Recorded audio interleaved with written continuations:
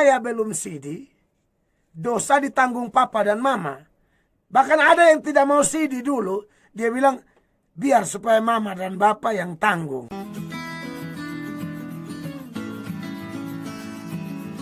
Kirimkan dari jam 11 tadi malam. Wow. Bapak Pendeta, apa ada dosa sampai 7 turunan dan apa dosa orang tuanya ditanggung olehnya sampai anaknya meninggal? Mohon penjelasan. Apa ada dosa 7 turunan dan dosa ditanggung oleh anaknya ya? Iya, Sampai meninggal. Yang meninggal siapa? Orang tuanya atau anaknya? anaknya.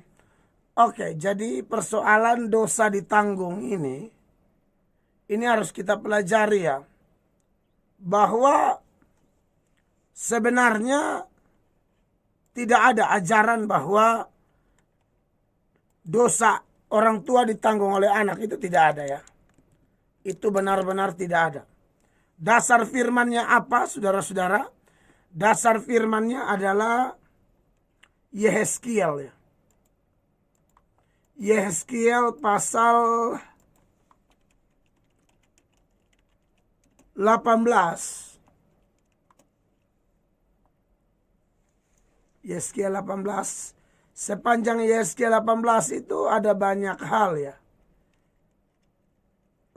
Saya coba baca mulai ayatnya yang ke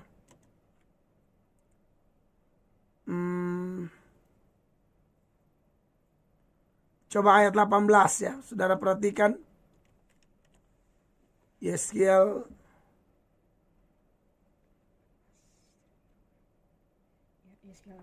ya, atau mulai ayat 14 saja supaya lebih mantap. Sesungguhnya kalau ia melahirkan seorang anak dan anak ini melihat segala dosa yang dilakukan ayahnya. Jadi ceritanya ayat ini sedang menggambarkan ayahnya jahat luar biasa. Tapi waktu dia ada anak, ternyata anaknya beda, anaknya bertobat. Ya. Dan anak ini melihat segala dosa yang dilakukan ayahnya, tetapi menginsafi hal itu sehingga tidak melakukan seperti itu. Ya. Ia tidak makan daging persembahan di atas gunung dan tidak melihat kepada berhala-berhala. Kalau dulu orang tuanya melakukan itu, tapi dia tidak. Ya. Tidak melihat kepada berhala-berhala kaum Israel. Tidak mencemari istri sesamanya. Kalau dulu orang tuanya suka selingkuh. Cemari istri orang. Ya. Tapi anaknya tidak mau ikut gaya papanya. Anaknya tidak mau. Tidak menindas orang lain. Mungkin papanya menindas orang lain. Anaknya tidak. Tidak mau meminta gadai. Tidak merampas apa-apa. Dulu papanya suka rampas milik orang. Anaknya tidak. Saya tidak mau ikut gaya hidup papa saya. Ya. Lalu memberi makan orang lapar. Kalau dulu papanya tidak. Tapi anaknya bertobat. Anaknya bilang, saya harus hidup berubah. Bertolak belakang dengan hidupnya papa saya. Memberi pakaian kepada orang telanjang. Menjauhkan diri dari kecurangan. Tidak mengambil bunga, uang atau riba.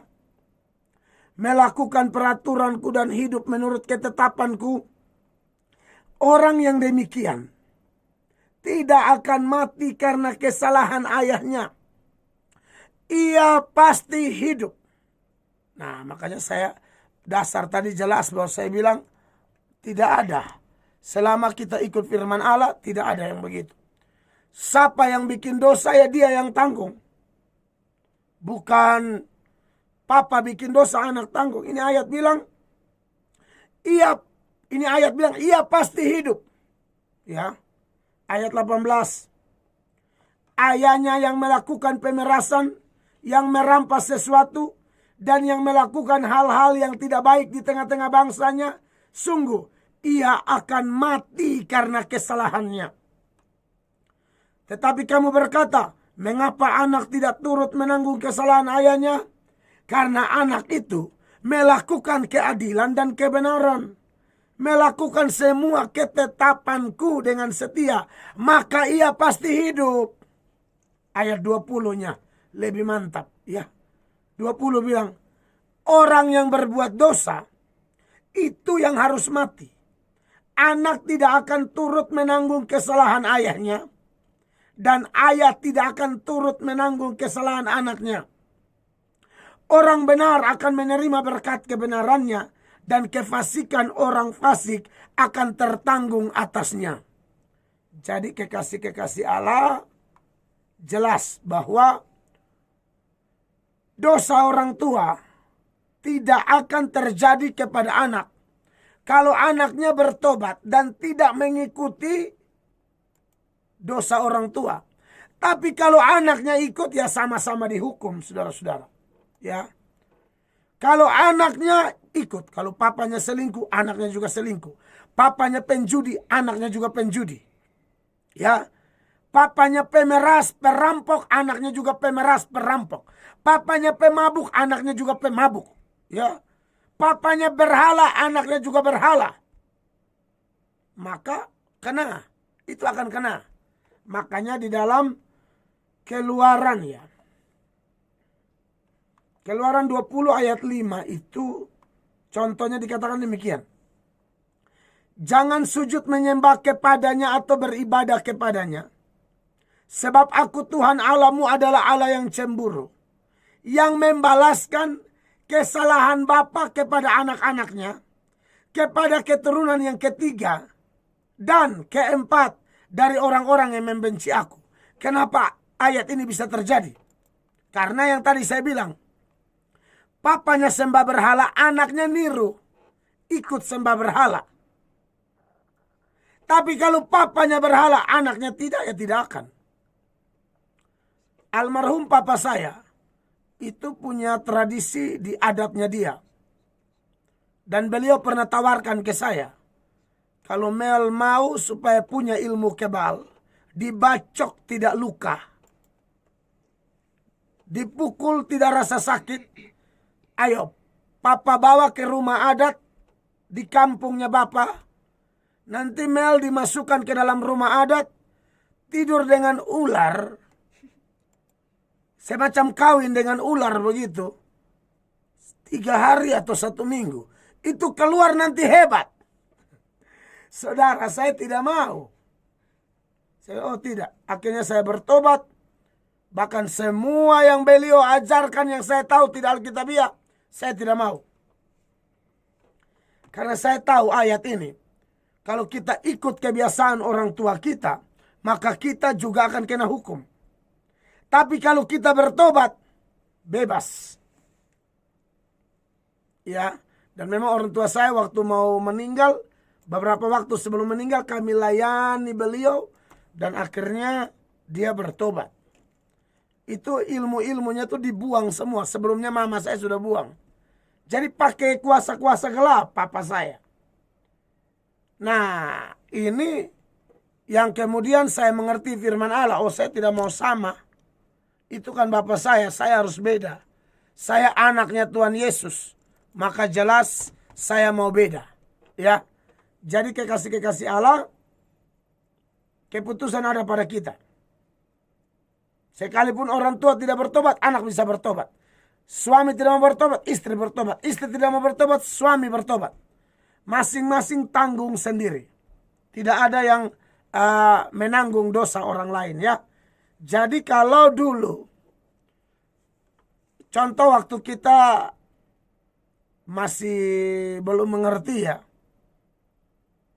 ada ajaran, entah ajaran dari mana, katanya kalau orang belum sidi, itu dosanya ditanggung orang tua.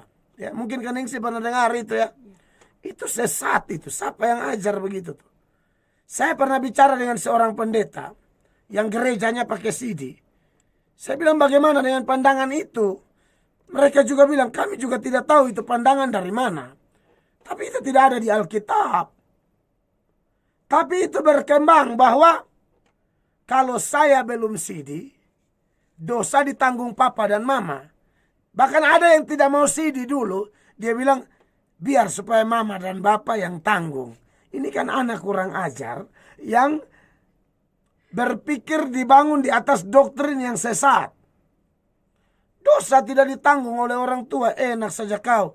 Kau yang gila. Kau yang nakal. Ini ayat jelas. Alkitab bilang dalam Yesaya 18 ayat 20. Anak tidak menanggung dosa ayahnya, ayah tidak tanggung dosa anaknya. Sebaliknya, jadi tidak bisa. Jadi kalau ada orang bilang belum sidi, orang tua tanggung, itu ajaran sesat, tidak ada itu.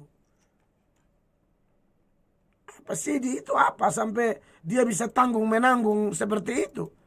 Sidi itu bukan sakramen, sidi itu upacara gereja. Sakramen cuma dua, baptisan, perjamuan kudus dalam Kristen Protestan. Sidi itu upacara gereja, bukan sakramen. Kenapa jadi bilang belum sidi orang tua yang tanggung? Jadi ingat ya, dari dasar-dasar ayat dan penjelasan saya tadi, saya harap kita tidak ditipu lagi oleh pandangan-pandangan sesat yang mendorong kita berbuat dosa seenak-enaknya. Jangan ya, bertobat. Kalau orang tua tidak mau bertobat, anak bertobat. Anak tidak mau bertobat, orang tua bertobat. Kita tahu Tuhan selamatkan kita di Golgota, sifatnya universal. Tapi untuk menanggapinya masing-masing. Tuhan kerjakan untuk dunia, tapi menanggapinya sendiri-sendiri. Keselamatan tidak bisa nebeng. Dosa juga tidak bisa nebeng. Ya, kira-kira itu jawaban saya. Tuhan berkati.